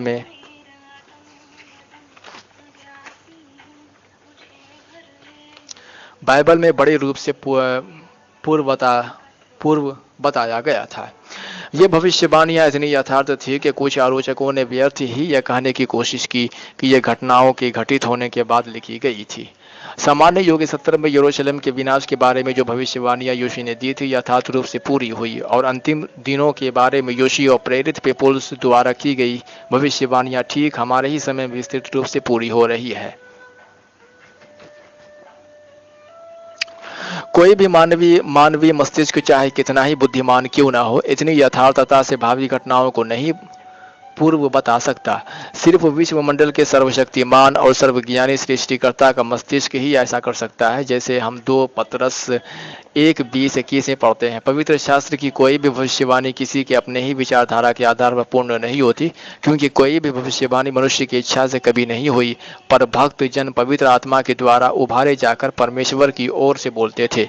यह उत्तर देती है। इसलिए अनेक तरीकों से बाइबल सर्वोच्च व्यक्ति का उत्प्रेरित वचन होने का प्रमाण प्रस्तुत करती है। परमेश्वर का वचन होने के नाते यह हमें बताती है कि मनुष्य पृथ्वी पर क्यों है, इतने दुख क्यों है, हम कहाँ जा रहे हैं और किस प्रकार परिस्थितियों में सुधार आएगा। यह हमारे लिए प्रकट करती है कि एक सर्वोच्च परमेश्वर है जिसने एक उद्देश्य के लिए मनुष्य की और इस पृथ्वी की सृष्टि की और यह कि उसका उद्देश्य पूरा होगा। बाइबल हमारे लिए यह भी प्रकट करती है कि सच्चा धर्म क्या है और हम इसे कैसे पा सकते हैं। अतः यह श्रेष्ठ बुद्धि का एकमात्र स्रोत है जो हमें जीवन के सभी महत्वपूर्ण प्रश्नों के बारे में सत्य बता सकता है। जबकि बाइबल के प्रामाणिकता और सत्यता की भरपूर प्रमाण है। क्या कथनी में इसे स्वीकार करने वाले सभी लोग इसकी शिक्षाओं का अनुसरण करते हैं? उदाहरण के लिए उन राष्ट्रों पर ध्यान दीजिए जो मसीहियत का अनुसरण करने का दावा करते हैं। यथार्थ मसीही जगत अनेक शताब्दियों से उनके पास बाइबल की पहुंच रही है, लेकिन क्या उनके विचार और कार्य सचमुच परमेश्वर की श्रेष्ठ बुद्धि को प्रतिबिंबित करते हैं? मसीही जगत ने परमेश्वर और बाइबल के साथ विश्वासघात किया है। उन व्यक्तियों के बुरे आचरण के कारण जो बाइबल पर विश्वास करने का दावा करते हैं, अनेक देशों में लोग बाइबल से दूर रहे हैं और उसके प्रति आदर की कमी दिखाई है। कुछ एक देशों में यह कहा गया है कि बाइबल एक ऐसी पुस्तक है जो युद्धों का कारण बनती है, कि यह गोरे लोगों की पुस्तक है और कि यह एक ऐसी पुस्तक है जो उपनिवेशवाद का समर्थन करती है। लेकिन यह गलत विचार है। बाइबल जो मध्य पूर्व में लिखी गई, इतने लंबे अरसे से मसीहियत के नाम पर किए गए उपनिवेशीय युद्धों और लोभी शोषण का समर्थन नहीं करती। इसके विपरीत बाइबल पढ़ने और यीशु द्वारा सिखाई गई सच्ची मसीहियत की शिक्षाओं को सीखने से आप देखेंगे कि बाइबल युद्ध करने, अनैतिकता और दूसरों के शोषण की हठदता से निंदा करती है। दोष लोभी लोगों का है, बाइबल का नहीं। इसलिए बाइबल की अच्छी सलाह के विपरीत जीने वाले स्वार्थी लोगों के बुरे आचरण के कारण आप बाइबल के खजाने से लाभ उठाने से न रुकिए। बाइबल की सलाह का पालन न करने वालों में मसीही जगत के लोग और राष्ट्र भी सम्मिलित हैं। मसीही जगत की परिभाषा इस प्रकार दी गई है कि यह संसार का वह भाग है जहां मसीही जगत प्रबल है। यह अधिकांशतः पश्चिमी संसार है जहां गिरजा व्यवस्थाएं हैं जो लगभग सायु चौथी शताब्दी से विशिष्ट बन गई है। मसीही जगत के पास शताब्दियों से बाइबल है और उसके पादरी उसे सिखाने और परमेश्वर के प्रतिनिधि होने का दावा करते हैं। लेकिन क्या मसीही जगत के पादरी और मिशनरी सच्चाई दिखाते हैं? क्या उनके कार्य वास्तव में परमेश्वर और बाइबल का प्रतिनिधित्व करते हैं? क्या मसीहियत वास्तव में मसीही जगत में प्रबल है? नहीं। जब से उसका धर्म चौथी शताब्दी में सामने आया, मसीही जगत परमेश्वर और बाइबल का शत्रु प्रमाणित हुआ है। जी हाँ, इतिहास के तथ्य दिखाते हैं कि मसीही जगत ने परमेश्वर और बाइबल के साथ विश्वासघात किया है। गैर बाइबिलीय सिद्धांत। मसीही जगत के मूल सिद्धांत बाइबल पर नहीं बल्कि यूनान, मिस्र, बाबुल और अन्य देशों के प्राचीन पौराणिक कथाओं पर आधारित है। मानव आत्मा का अंतर्निहित अमृतत्व, नरक अग्नि में अनंत यातना, शोधन लोक और त्रिएक एक ईश्वर में एक ईश्वरत्व में तीन व्यक्ति जैसी शिक्षाएं बाइबल में नहीं पाई जाती। उदाहरण के लिए इस शिक्षा पर विचार कीजिए कि बुरे लोग एक अग्निमय नरक में सदा के लिए उत्पीड़ित किए जाएंगे। आपको यह विचार कैसा लगता है? अनेक लोगों को यह विचार घिनौना लगता है। उन्हें यह अनुचित लगता है कि परमेश्वर मनुष्य को तीक्ष्ण संताप में रखते हुए सदा के लिए यातना देगा।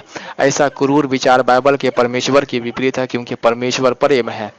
बाइबल स्पष्ट है कि ऐसी शिक्षा सर्वशक्तिमान परमेश्वर के मन में कभी नहीं आई। आज अनेक धर्म, जिनमें मसीही जगत के गिरजे भी सम्मिलित है, सिखाते हैं कि मनुष्य की आत्मा अमर है, जो कि मृत्यु होने पर स्वर्ग या नरक चली जाती है। यह बाइबल शिक्षा नहीं है। इसके बजाय बाइबल स्पष्ट रूप से कहती है कि जीवते तो इतना जानते हैं कि वे मरेंगे, परंतु मरे हुए कुछ भी नहीं जानते, क्योंकि अधोलोक कब्र में जहां तू जाने वाला है, न काम, न युक्ति, न ज्ञान, न बुद्धि है। और भजनहार कहता है कि मृत्यु होने पर मनुष्य मिट्टी में मिल जाता है, उसी दिन उसकी सब कल्पनाएं नाश हो जाती है। यह भी याद कीजिए कि जब आदम और हव्वा ने परमेश्वर का नियम तोड़ा तो सजा अमृतत्व नहीं थी, वह तो एक प्रतिफल होता है, न कि एक सजा। इसके बजाय उन्हें बताया गया था कि वे मिट्टी में मिल जाएंगे।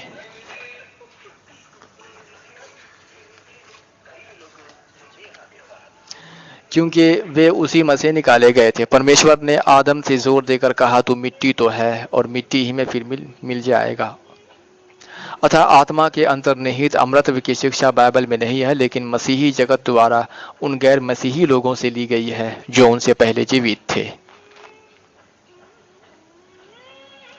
साथ ही मसीही जगत का त्रिएक सिद्धांत परमेश्वर को किसी रहस्यमय एक में तीन परमेश्वर के रूप में चित्रित करता है, लेकिन यह शिक्षा भी बाइबल में नहीं पाई जाती है। उदाहरण के लिए परमेश्वर स्पष्ट रूप से कहता है कि तुम मुझे किसके सामने बताओगे कि मैं उसके तुल्य ठहरूं? उत्तर स्पष्ट है, कोई उसके तुल्य नहीं हो सकता। साथ ही भजन सरलता में कहा गया है कि केवल तू, जिसका नाम यहोवा है, सारी पृथ्वी के ऊपर परम प्रधान है। परमेश्वर और उसके उद्देश्यों के बारे में बाइबल की शिक्षाएं स्पष्ट समझने में सरल और तर्क संगत है, लेकिन मसीही जगत के गिरजों की शिक्षाएं ऐसी नहीं है। इससे बदतर वे बाइबल का खंडन करती है। झूठे सिद्धांत सिखाने के अतिरिक्त मसीही जगत ने अपने कार्यों से परमेश्वर और बाइबल के साथ विश्वासघात किया है। पिछली शताब्दियों में पादरियों और गिरजों ने जो कुछ किया है और हमारे समय में कर रहे हैं वह बाइबल के परमेश्वर की मांगों के विपरीत है और मसीही जगत के संस्थापक यीशु मसीह द्वारा सिखाए गए और किए गए कार्यों के विपरीत है।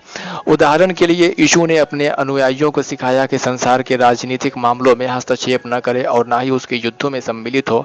उसने उन्हें शांति प्रिय होना, विधि पालक होना और बिना किसी देश के अपने संगीय मनुष्य के लिए प्रेम रखना भी सिखाया। यहाँ तक कि स्वयं अपनी जान का बलिदान करने के लिए तत्पर रहना सिखाया, बजाय इसके कि दूसरों की जान ले। सचमुच यीशु ने सिखाया कि दूसरे मनुष्य के लिए प्रेम व चिन्ह होगा जो सच्चे मसीहियों की झूठे मसीहियों अर्थात दावेदारों को पहचान कराएगा जो उसका अनुगमन करते। उसने उनसे कहा, मैं तुम्हें एक नई आज्ञा देता हूँ कि एक दूसरे से प्रेम रखो। जैसा मैंने तुमसे प्रेम रखा है वैसा ही तुम भी एक दूसरे से प्रेम रखो। यदि आपस में प्रेम रखोगे तो इसी से सब जानोगे कि तुम मेरे चेले हो। सुहद्रा। फिर भी शताब्दियों से मसीही जगत के पादरियों ने राजनीति में हस्तक्षेप किया और अपने राष्ट्रों के युद्धों का समर्थन किया। यहाँ तक कि उन्होंने मसीही जगत के अंदर ही युद्धों के विपक्षी दलों का समर्थन किया है, जैसे कि इस शताब्दी के 2 विश्व युद्ध। उन युद्धों में दोनों पक्षों के पादरियों ने विजय के लिए प्रार्थना की और एक देश के एक ही धर्म के सदस्य अन्य देश के उसी धर्म के सदस्यों की हत्या कर रहे थे। लेकिन बाइबल कहती है कि इस प्रकार के कार्य परमेश्वर की संतान नहीं बल्कि शैतान की संतान करते हैं। यहूदा।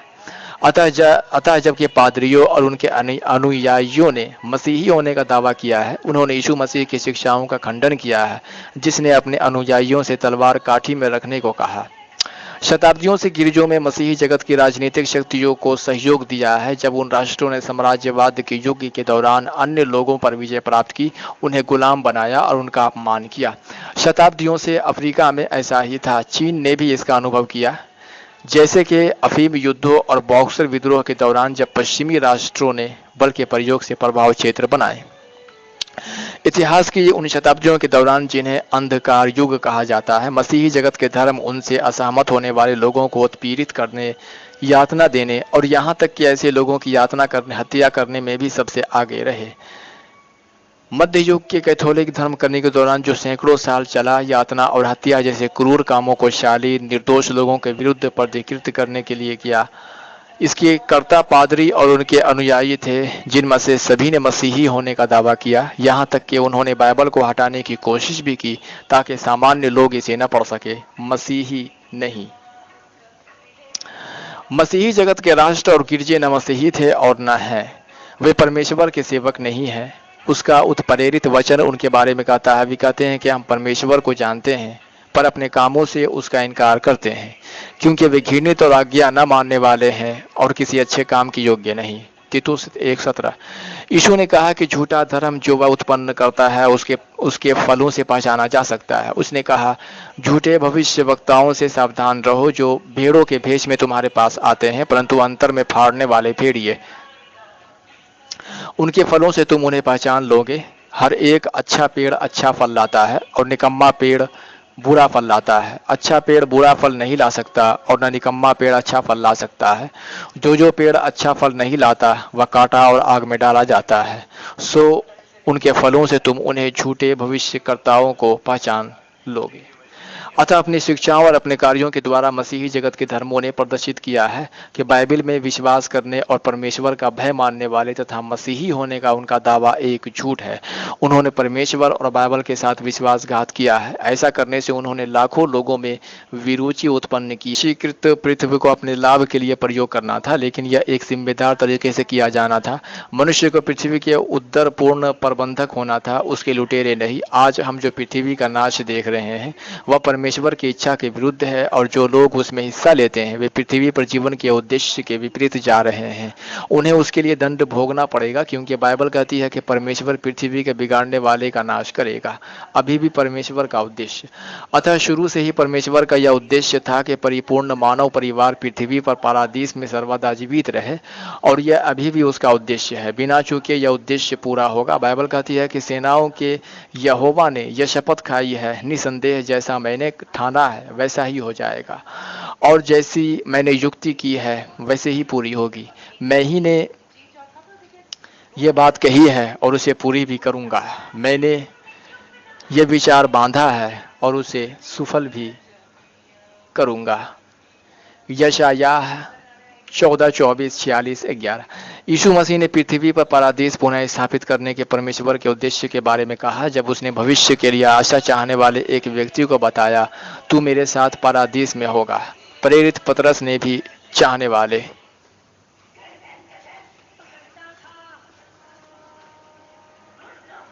नए संसार के बारे में सूचित किया गया है कि जब उसने पूर्वता परमेश्वर की प्रतिज्ञा के अनुसार हम सब एक नए आकाश स्वर्ग से शासन करने वाले एक नए शासकीय प्रबंध और नए पृथ्वी नए पार्थिव समाज की आस देखते हैं जिनमें धार्मिकता वास करेगी। पतरस 3:13। भजनहार दाऊद ने भी आने वाले नए संसार और यह कितना स्थायी होगा इसके बारे में लिखा। उसने पूर्व बताया, धर्मी लोग पृथ्वी के अधिकारी होंगे और उसमें सदा बसे रहेंगे। भजन 37:21। इसलिए यीशु ने प्रतिज्ञा की कि धन्य है वे जो नर्म है क्योंकि वे पृथ्वी के अधिकारी होंगे। मत्ती 5:5। यह क्या ही महान प्रत्याशा है।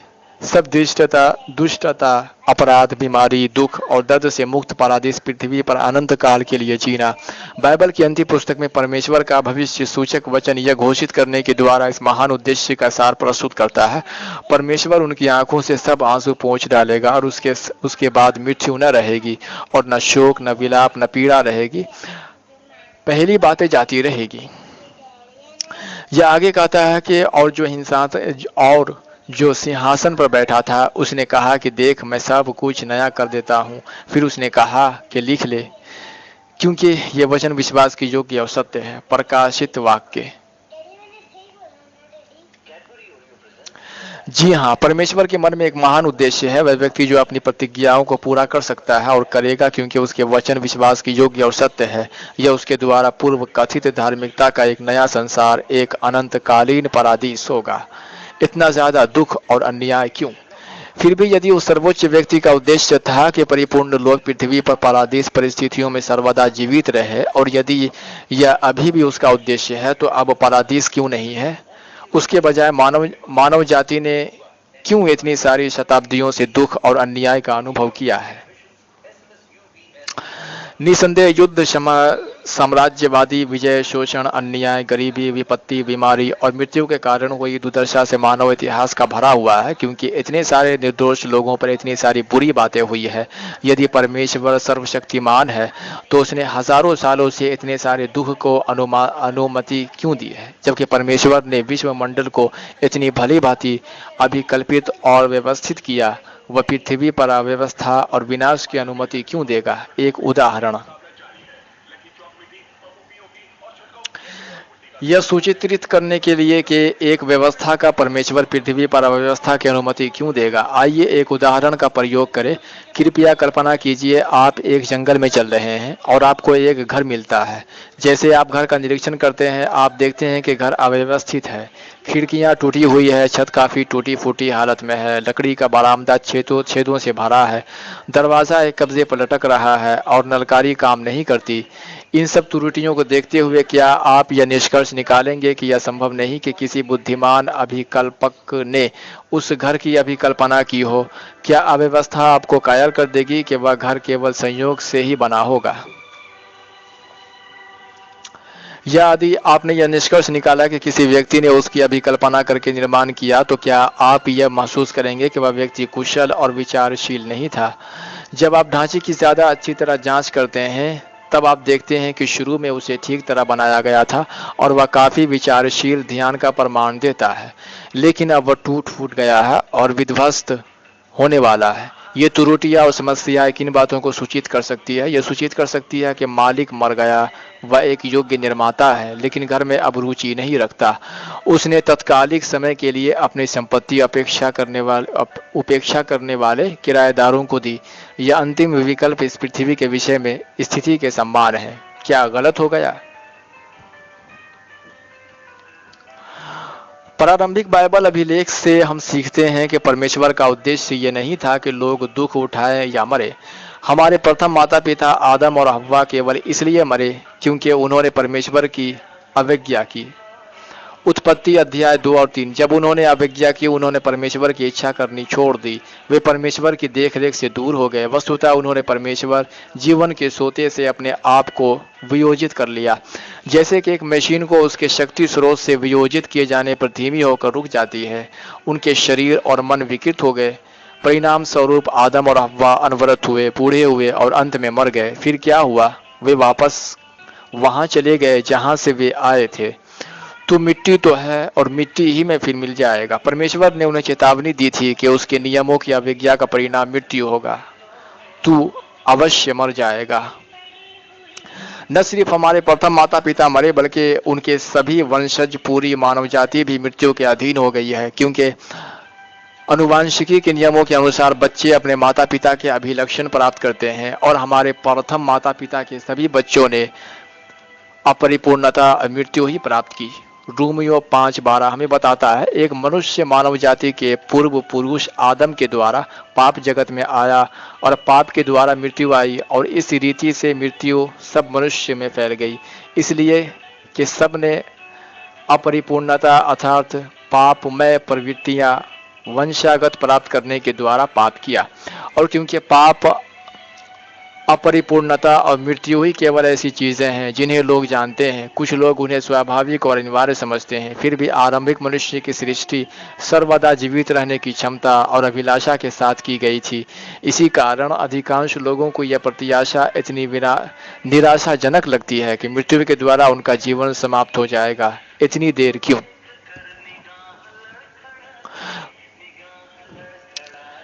परमेश्वर ने मनुष्य को इतनी देर तक अपनी मनमानी करने की अनुमति क्यों दी है? उसने इतनी शताब्दियों से दुख को क्यों सहने दिया है? एक अति आवश्यक कारण यह है कि एक बहुत ही महत्वपूर्ण वाद विषय उठाया गया था। शासन करने का अधिकार किसका है? क्या परमेश्वर को मनुष्य का शासक होना चाहिए, या क्या वे उससे अलग स्वयं अपना शासन सफलतापूर्वक कर सकते हैं?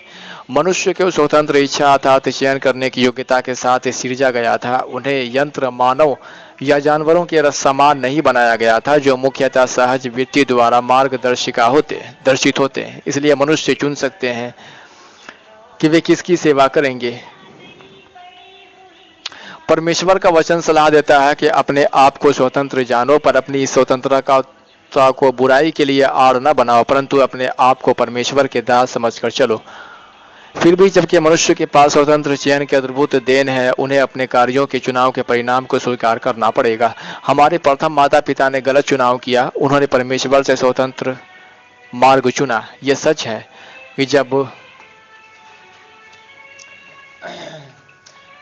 कि जब प्रथम विद्रोही जोड़े ने अपने स्वतंत्र इच्छा का दुरुपयोग किया, तब परमेश्वर उन्हें तुरंत मार सकता था, लेकिन उससे मनुष्यों पर शासन करने के परमेश्वर के अधिकार के विषय में प्रश्न नहीं सुलझता, क्योंकि पहला जोड़ा परमेश्वर ने स्वतंत्रता चाहता था। इस प्रश्न का उत्तर देना जरूरी है, क्या वह मार्ग एक सुखी सफल जीवन में परिणत हो सकता था? पता करने का एकमात्र तरीका था कि हमारे प्रथम माता पिता और उनके संतानों को उनके अपने मार्ग में जाने दिया जाए, क्योंकि यही उनका चुनाव था। समय प्रदर्शित करता है कि मनुष्य को अपने सृष्टिकर्ता से स्वतंत्र स्वयं अपना शासन करने में सफल होने के लिए सृजा गया था या नहीं। बाइबल लेखक यिर्मयाह जानता था कि परिणाम क्या होगा। परमेश्वर की शक्तिशाली पवित्र आत्मा या सक्रिय शक्ति से निर्देशित उसने सत्य निष्ठा से लिखा, हे यहोवा, मैं जान गया हूं कि मनुष्य का मार्ग उसके वश में नहीं है। मनुष्य चलता तो है, परंतु उसके डग उसके अधीन नहीं है। हे यहोवा, मेरी ताड़ना कर। वह जानता था कि मनुष्य को परमेश्वर की स्वर्गीय बुद्धि के मार्गदर्शन की जरूरत है, क्योंकि मात्र इसलिए कि परमेश्वर ने मनुष्य को उसके मार्गदर्शन से अलग सफल होने के लिए नहीं सृजा। हजारों साल के मानव शासन के परिणाम हर संदेह से परे दिखाते हैं कि मनुष्य में यह क्षमता नहीं कि वे अपने सृष्टिकर्ता से अलग होकर स्वयं अपने कार्य निर्देशित कर सके। कोशिश करने के बाद अर्थनकर परिणामों के लिए वे सिर्फ अपने आप को ही दोषी ठहरा सकते हैं। बाइबल इसे स्पष्ट करती है कि वह परमेश्वर चट्टान है, उसका काम खरा है और उसकी खरी गति न्याय की है। वह सच्चा ईश्वर है, उसमें कुटिलता नहीं। वह धर्मी और सीधा है। ये बिगड़ गए, ये उसके पुत्र नहीं, यह उनका कलंक है। व्यवस्था विवरण 32/4। परमेश्वर जल्द ही हस्तक्षेप करेगा। शताब्दियों के दौरान मानव शासन की असफलता के पर्याप्त दर्शन की अनुमति देने के बाद परमेश्वर अब मानव मामला में हस्तक्षेप करने के लिए आगे बढ़ सकता है और दुख, शोक, बीमारी और मृत्यु का अंत कर सकता है। मनुष्य को विज्ञान, उद्योग, औषधि और अन्य क्षेत्रों में अपनी उपलब्धियों के शिखर तक आने की अनुमति देने के बाद परमेश्वर को अब यह प्रदर्शित करने के लिए और शताब्दियों का समय देने की कोई जरूरत नहीं है कि अपने सृष्टिकर्ता के से स्वतंत्र मनुष्य एक शांतिपूर्ण पारदर्शीय संसार ला सकते हैं या नहीं। मनुष्य ऐसा संसार न लाए हैं और न ला सकते हैं। परमेश्वर ने से स्वतंत्रता एक अति अप्रिय, घृणित, परमाण घातक संसार में परिणित हुई है, जबकि कुछ निष्कपट शासक रहे हैं जिन्होंने मानव जाति की मदद करनी चाहिए। उनके प्रयास सफल नहीं हुए हैं। हर जगह आज मानव शासकत्व की विफलता का प्रमाण है। इसलिए बाइबल सलाह देती है, तुम प्रधानों पर भरोसा न रखना, न किसी आदमी पर, क्योंकि उसमें उद्धार करने की भी शक्ति नहीं। भजन 146:3। परमेश्वर का उद्देश्य जल्द ही पूरा होगा। जबकि मानव दृष्टिकोण से परमेश्वर ने अपरिपूर्णता और दुख को एक लंबे समय तक रहने की अनुमति दी है, वह बुरी परिस्थितियों को हमेशा के लिए नहीं चलने देगा। बाइबल हमें बताती है कि परमेश्वर की एक निश्चित अवधि है जिसमें उसने इन बातों को होने की अनुमति दी है। हर एक बात का एक समय है। सभोपदेशक जब दुष्टता और दुख को अनुमति देने का परमेश्वर का नियत समय अपनी समाप्ति पर आ जाता है, तब वह मानव मामलों में हस्तक्षेप करेगा। वह दुष्टता और दुख का अंत करेगा और पारदीस परिस्थितियों में पूर्ण शांति और आर्थिक सुरक्षा का आनंद लेते हुए परिपूर्ण सुखी मानव परिवार में पृथ्वी को भरने का अपना आरंभिक उद्देश्य पूरा करेगा। परमेश्वर के न्याय। अनेक बाइबल भविष्यवाणियों में से कुछ एक पर ध्यान दीजिए तो बताती है कि परमेश्वर के हस्तक्षेप अर्थात उसके न्यायों के परिणामों का जल्द ही मानव परिवार के लिए क्या अर्थ होगा। धर्मी लोग देश में बसे रहेंगे और खरे लोग ही उसमें बने रहेंगे। दृष्टि लोग, दुष्ट लोग देश में से नाश होंगे और विश्वासघाती उसमें से उखाड़े जाएंगे। कुकर्मी लोग काट डाले जाएंगे और जो यहोवा की बाट जोते हैं वही पृथ्वी के अधिकारी होंगे। थोड़े दिन के बीच नहीं पर दुष्ट रहेगा ही नहीं, परंतु नर्म लोग पृथ्वी के अधिकारी होंगे और बड़ी शांति के कारण आनंद मनाएंगे। यहोवा की काट जोता रहा है और उसके मार्ग पर बना रहा है और वह तुझे बढ़ाकर पृथ्वी का अधिकारी कर देगा।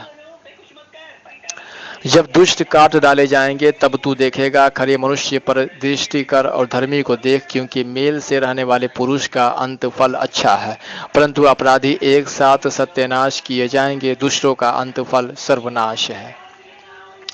इसलिए हम पर शासन करने के सर्वशक्तिमान सृष्टिकर्ता के अधिकार को स्वीकार करने वालों के लिए उस शानदार भविष्य को ध्यान में रखते हुए हमसे आग्रह किया गया है, अपने हृदय में मेरी आज्ञाओं को रखे रहना, क्योंकि ऐसा करने से तेरी आयु बढ़ेगी और तू अधिक कुशल से रहेगा। वास्तव में जो परमेश्वर की इच्छा पूरी करने का चुनाव करते हैं उनको सर्वदा का जीवन दिया जाएगा। अतः परमेश्वर का वचन हमें सलाह देता है कि तू अपनी समझ का सहारा न लेना, वरना संपूर्ण मन से यहोवा पर भरोसा रखना, उसी को स्मरण करके सब काम करना, तब वह तेरे लिए सीधा मार्ग निकालेगा। नीति वचन।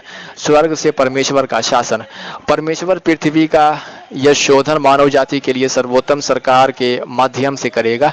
यह सरकार स्वर्गीय बुद्धि प्रतिबिंबित करती है, क्योंकि यह परमेश्वर के निर्देशन में स्वर्ग से शासन करती है और वह स्वर्गीय राज्य पृथ्वी से सब प्रकार के मानव शासन को हटा देगा। मनुष्य को फिर कभी परमेश्वर से स्वतंत्र होकर शासन करने के प्रयास का विकल्प नहीं मिलेगा।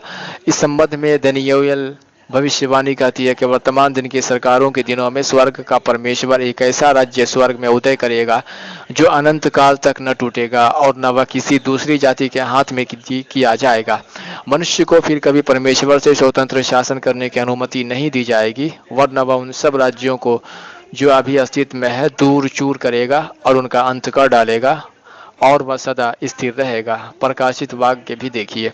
अतः फिर कभी मानव जाति पर भ्रष्ट प्रकार के शासन नहीं होंगे, क्योंकि परमेश्वर द्वारा इस व्यवस्था का अंत करने के बाद उससे स्वतंत्र मानव शासन दोबारा कभी नहीं होगा, और स्वर्ग से शासन करने वाला राज्य भ्रष्ट नहीं होगा, क्योंकि परमेश्वर उसका आरंभक और संरक्षक है। इसके बजाय वह अपनी मानव प्रजा के सर्वोत्तम हितों के लिए कार्य करेगा। तब परमेश्वर की इच्छा जैसे स्वर्ग में पूरी होती है वैसी पृथ्वी पर होने वाली है। इसी कारण यीशु अपने चेलों को परमेश्वर से यह प्रार्थना करना सिखा सकता था, तेरा राज्य आए, तेरी इच्छा जैसे स्वर्ग में पूरी होती है वैसे पृथ्वी पर भी हो। हम कितने निकट हैं, हम इस असंतोषजनक रीति व्यवस्था के अंत और परमेश्वर के नए संसार के आरंभ के कितने निकट हैं। बाइबल भविष्यवाणी हमें स्पष्ट रूप से उत्तर देती है। उदाहरण के लिए स्वयं यीशु ने पूर्व बताया कि हमें, जैसा बाइबल कहती है, रीति व्यवस्था की समाप्ति NW के संबंध में अपनी स्थिति निर्धारित करने के लिए किन बातों को देखना है। यह मत्ती अध्याय 24 और 25, मरकुस 13 और लूका 21 में लेखबद्ध है। साथ ही जैसे 2 तीमुथियुस अध्याय 3 में लेखबद्ध है, प्रेरित पौलुस ने पूर्वता की एक ऐसी अवधि होगी जो अंतिम दिन कहलाएगी, जब विभिन्न घटनाएं अतिरिक्त प्रमाण देगी कि हम समय की धारा में कहाँ हैं।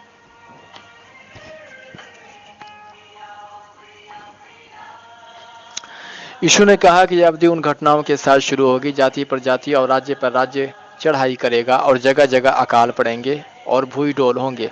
मत्ती दिखाता है कि उसने यह भी उल्लेख किया है कि जगह जगह मरियां पड़ेंगी, और उसने अधर्म के बढ़ने की चेतावनी भी दी। मत्ती 24:12।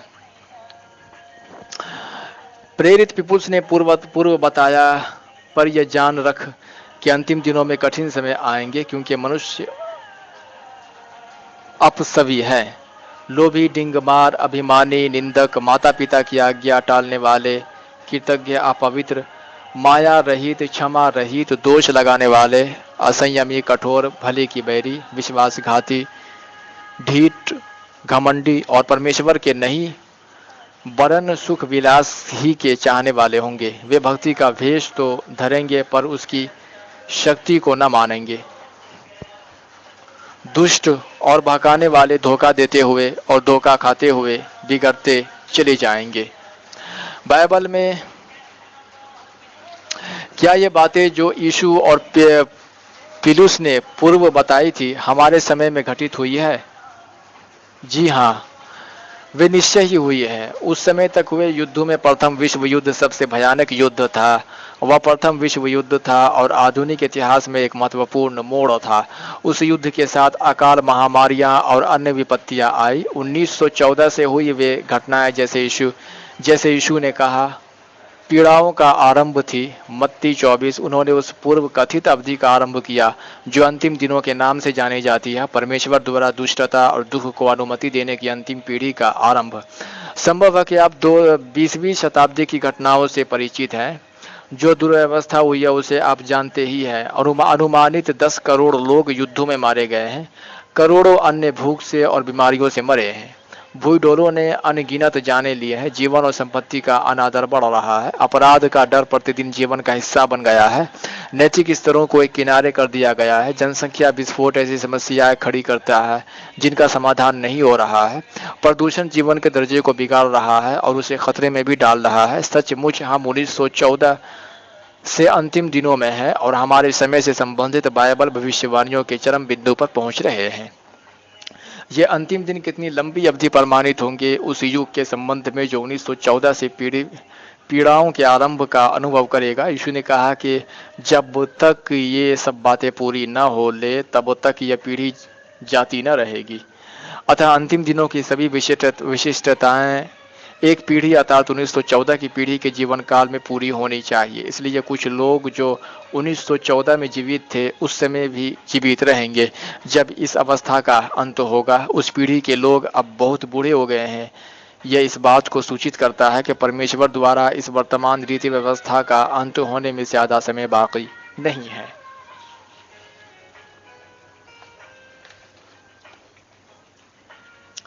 एक और भविष्यवाणी जो यह दिखाती है कि इस व्यवस्था का अंत बहुत निकट है प्रेरित पौलुस द्वारा दी गई थी, जिसने पूर्व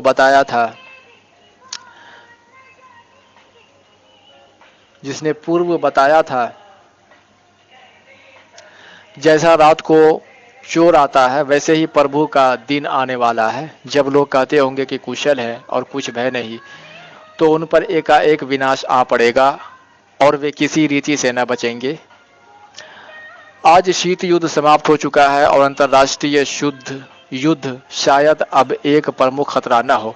इसलिए राष्ट्र शायद महसूस कर सकते हैं कि वे नई विश्व व्यवस्था के बहुत निकट है, लेकिन जब वे महसूस करेंगे कि उनके प्रयास सफल हो रहे हैं, उसका अर्थ उनके विचार के विपरीत होगा, क्योंकि वह अंतिम संकेत होगा कि परमेश्वर द्वारा इस व्यवस्था का विनाश सन्निकट है।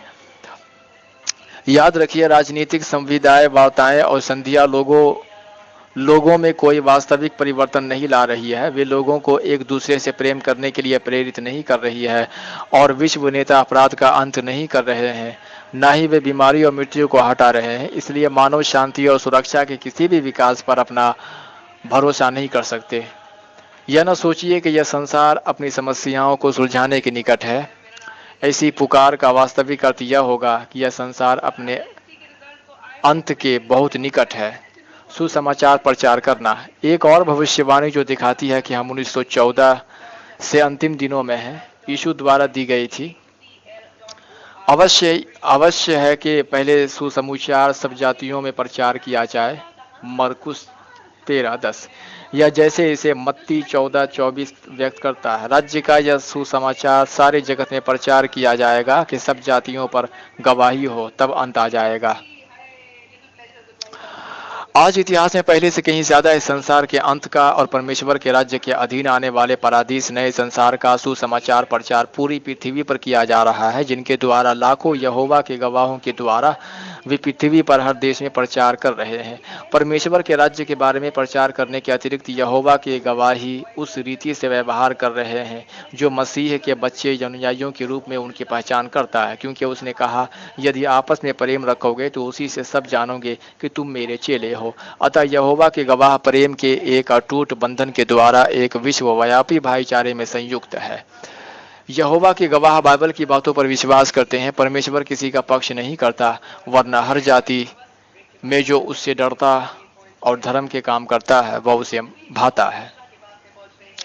विभिन्न जाति या रंग के बावजूद वे सभी देशों में अपने संगी गवाहों को आध्यात्मिक भाई और बहन समझते हैं। मत्ती और यह तथ्य कि आज ऐसा विश्वव्यापी भाईचारा संसार में अस्तित्व में है, इस प्रमाण में योग देता है कि जल्द ही परमेश्वर का उद्देश्य पूरा होगा।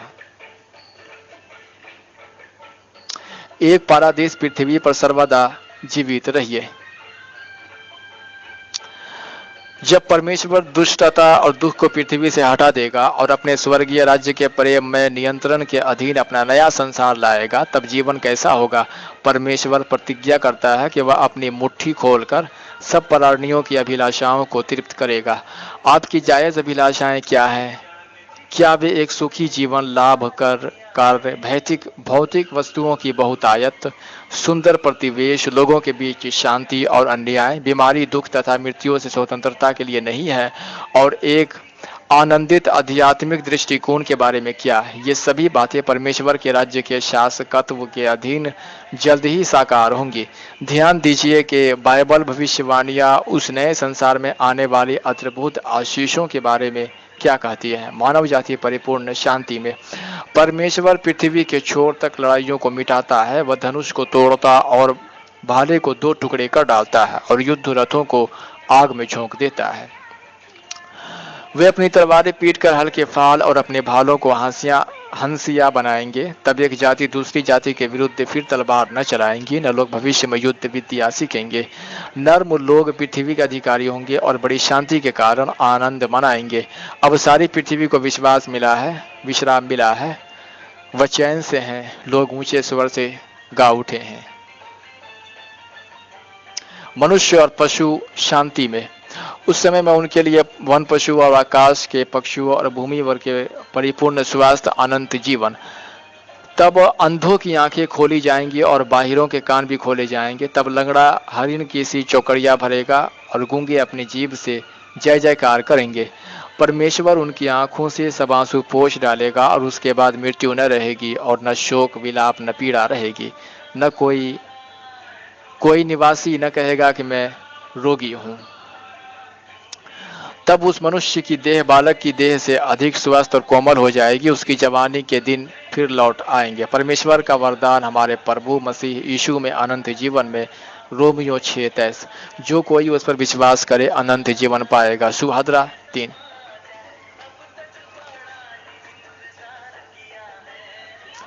मरे हुओं को जीवन पुनः प्राप्त। धर्मी और अधर्मी दोनों का जी उठना होगा।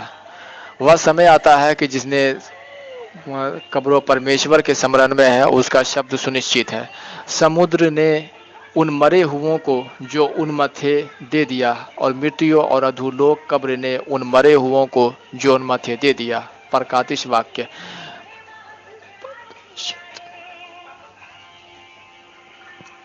पृथ्वी बहुतायात का परादिस। आशीषियों की वर्षा होगी और मैदान के वृक्ष फलेंगे और भूमि अपनी उपज उपजाएगी और वे अपने देश में निडर रहेंगे। भूमि ने अपनी उपज दी है। परमेश्वर जो हमारा परमेश्वर है उसने हमें आशीष दी है।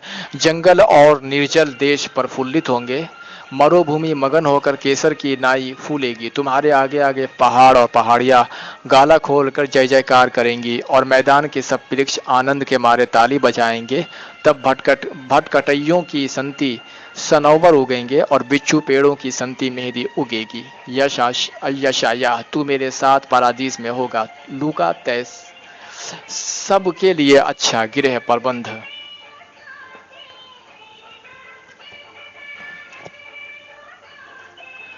वे घर बनाकर उनमें बसेंगे। ऐसा नहीं होगा कि वे बनाएं और दूसरा बसे, या वे लगाएं और दूसरा खाए। मेरे चुने हुए अपने कामों का पूरा लाभ उठाएंगे। उनका परिश्रम व्यर्थ न होगा, न उनके बालक घबराहट के लिए उत्पन्न होंगे। यशायाह। वे अपनी अपनी दाखला और अंजीर के वृक्ष तले बैठा करेंगे और कोई उनको न डराएगा। मीका 4:4। आप परादीस में सर्वदा जीवित रह सकते हैं।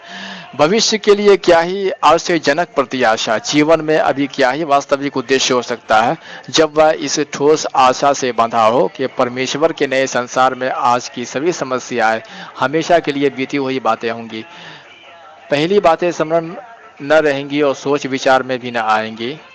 और यह जानना कितना सांत्वनादायक है कि तब जीवन अनंतकालीन होगा, मृत्यु को सदा के लिए नाश करेगा। यशायाह 25:5। क्या आप अब इतने निकट उस परादीस नए संसार में रहना चाहते हैं? शायद आप पूछे, संसार के अंत के समय परमेश्वर का अनुग्रह प्राप्त करने और उसके नए संसार में जीते रहने के लिए मुझे क्या करने की जरूरत है? आपको वह कार्य करने की जरूरत है जिसका संकेत यीशु ने परमेश्वर से प्रार्थना करते समय दिया। अनंत जीवन यह है कि वे तुझ अद्वैत सच्चे परमेश्वर को और यीशु मसीह को जिसे तूने भेजा है जाने। इसलिए एक बाइबल प्राप्त कीजिए और जो आपने इस ब्रोशर को पढ़ा है, सुना है, उसकी पुष्टि कीजिए। उन लोगों की खोज कीजिए जो इन बाइबल सच्चाइयों का अध्ययन करते और सिखाते हैं। उन ढोंगी धर्मों से मुक्त हो जाइए जो बाइबल के विपरीत बातों को सिखाते और करते हैं। सीखिए कि आप कैसे उन लाखों अन्य लोगों के साथ जो पहले ही परमेश्वर की इच्छा पूरी कर रहे हैं, परमेश्वर के उद्देश्य में हिस्सा ले सकते हैं कि मनुष्य परादीस पृथ्वी पर सर्वदा जीवित रहे। और निकट भविष्य के बारे में परमेश्वर का उत्प्रेरित वचन क्या घोषित करता है कि उसे हृदय से ग्रहण कीजिए। संसार और उसकी अभिलाषाएं दोनों मिटते जाते हैं, पर जो परमेश्वर की इच्छा पर चलता है वह सर्वदा बना रहेगा, बना रहेगा, बना रहेगा। यह थी जीवन का उद्देश्य। इसी के साथ हम इससे विदा लेते हैं। नमस्कार, धन्यवाद। नया निर्मा शक्ति पाउडर, सुगंध से महके, सफेदी से चमके, शक्ति लागू।